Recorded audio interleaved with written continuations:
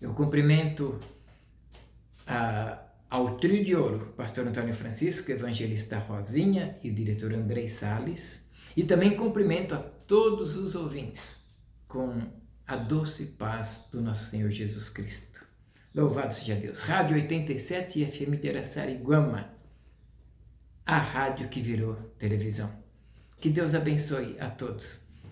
Nós vamos ter o nosso tempo hoje, desse programa bem diversificado, que cuida de vários assuntos interessantes, edificantes para a nossa vida. Teremos os nossos minutos para falar sobre a conversão. Dividiremos em 4 ou 5 módulos este estudo, tá bom? Esse discipulado. Conversão, transformação de vida, mudança de vida. Para tanto, nós vamos ler o que está na carta aos Romanos, capítulo 7, versículos 15 e seguintes, até o 24. Porque nem mesmo eu, diz Paulo, compreendo o meu próprio modo de agir, pois não faço o que prefiro, e sim o que detesto. Ora, se faço o que não quero, consinto com a lei que é boa. Neste caso, quem faz isto já não sou eu, mas o pecado que habita em mim. Porque eu sei que em mim, isto é, na minha carne, não habita bem nenhum, pois o querer o bem está em mim, mas não porém o praticá-lo, não porém o efetuá-lo. Porque não faço o bem que prefiro, mas o mal que não quero, esse faço. Mas se faço o que não quero, já não sou eu quem faz, e sim o pecado que habita em mim. Então, ao querer fazer o bem, encontro a lei de que o mal reside em mim.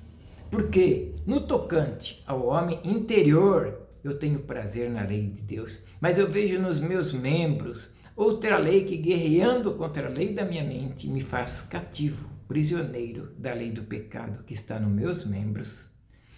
Agora ele fecha com o versículo 24. Miserável, desventurado homem que sou, quem me livrará do corpo desta morte?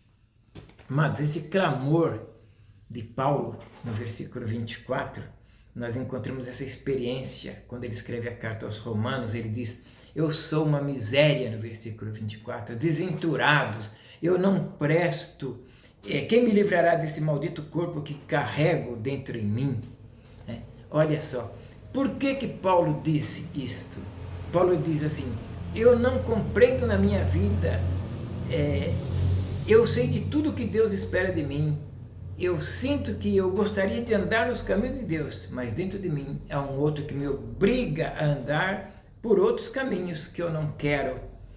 E Paulo ainda continua, eu luto, eu me esforço, eu não quero fazer as coisas erradas, eu quero servir a Deus, eu prometo que vou ser fiel a Ele, eu me esforço, eu tento, mas não consigo. E aquele sentimento leva Paulo nesse momento a dizer uma loucura. Eu não quero viver mais, eu não aguento mais esta vida, eu sou um hipócrita. Aqui na igreja eu falo uma coisa e por trás eu faço outra coisa. Eu não aceito isso na minha vida. E ele diz, miserável homem que sou. Olha, nós vamos falar agora sobre a conversão, você vai entender muito bem. Tá? E nesse primeiro módulo, você vai ficar com um gostinho de quero mais na hora que a gente começar a fechar, para que na quarta-feira próxima você esteja conosco novamente. Então falaremos da conversão.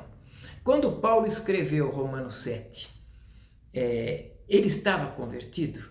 É uma pergunta sim ou não?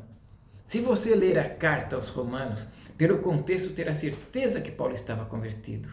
Paulo não estava falando da sua experiência passada, Paulo ele estava falando da sua experiência presente.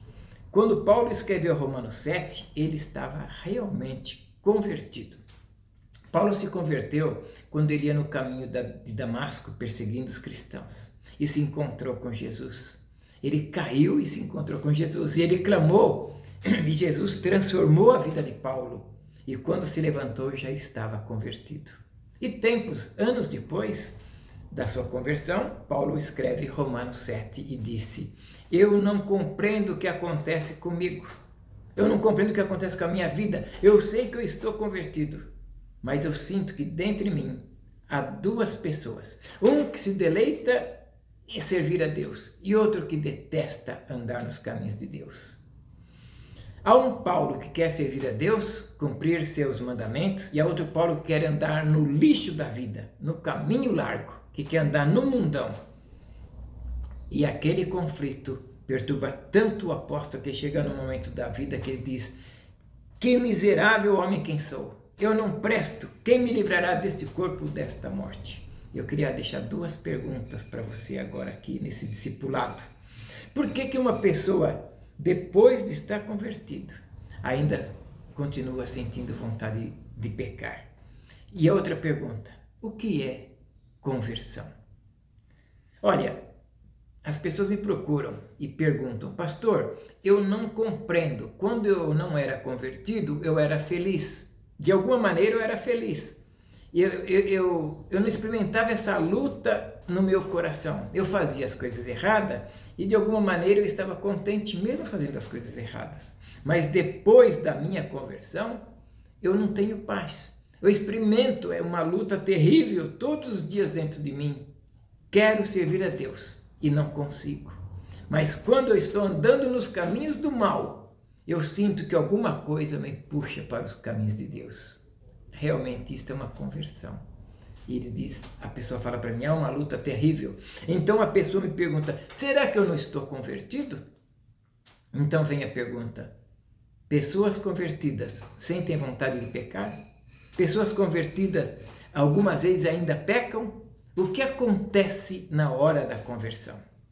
Eu quero que você entenda bem essa mensagem desse discipulado, porque senão nunca seremos felizes na vida cristã. Escute só, amados, se na hora da conversão Jesus colocasse a mão no seu coração e arrancasse a natureza pecaminosa do homem e a jogasse fora, em lugar dessa natureza pecaminosa, Jesus colocasse a natureza de Cristo, a natureza que gosta de obedecer, colocasse esta natureza no coração do homem, se isto fosse verdade na hora da conversão, então depois da conversão, o homem nunca mais sentiria vontade de pecar.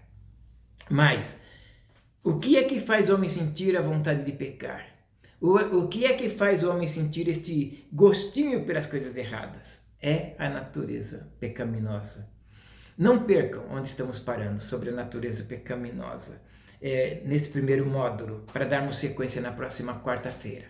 Olha só onde vamos fechar. Se na hora da conversão Deus arrancasse de nós a natureza pecaminosa e jogasse fora e colocasse em nós a natureza de Cristo, nunca mais teríamos vontade de pecar. Então, quem sabe até de repente nasceriam umas asinhas, como se os anjos, como se fôssemos anjos, e partiríamos em direção aos céus. E já não teríamos mais nada para fazer nesta terra.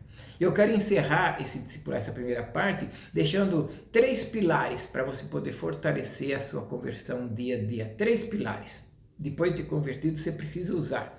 O primeiro é a oração.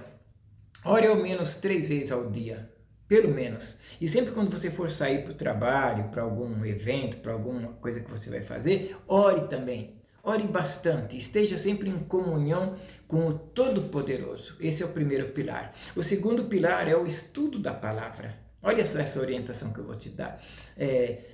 Romanos capítulo 5, por exemplo, este livro. A justificação pela fé está no capítulo 5. John Wesley, fundador do movimento metodista, foi num culto mesmo sem vontade, e lá ele ouviu esta palavra em Romanos capítulo 5 e sentiu o coração ligeiramente aquecido naquele dia 24 de maio de 1738. E também o Martinho Lutero, ele considerava a carta aos Romanos o escrito mais importante do Novo Testamento. E à luz de Romanos 1,17, ele passou a compreender a justiça de Deus como sendo uma justiça pela qual o justo viverá através da dádiva de Deus, ou seja, pela fé. O terceiro pilar, primeiro pilar, oração, segundo, leitura da palavra. O terceiro, buscar almas para Jesus. Esse é um fortalecedor da fé. É você ver, ir às ruas com muito amor, indo para a rua buscar pessoas para aceitar Jesus. E quando a pessoa está lá na igreja e o pastor prega, e no final ele fala, quem quer aceitar Jesus como seu Senhor e Salvador? E você vê aquela pessoa que você convidou com tanto carinho, indo com a mão levantada para frente. é emocionante, gratificante e edificante.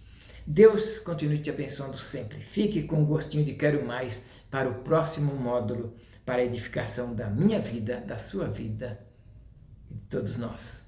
Em nome, por amor de Jesus. Amém.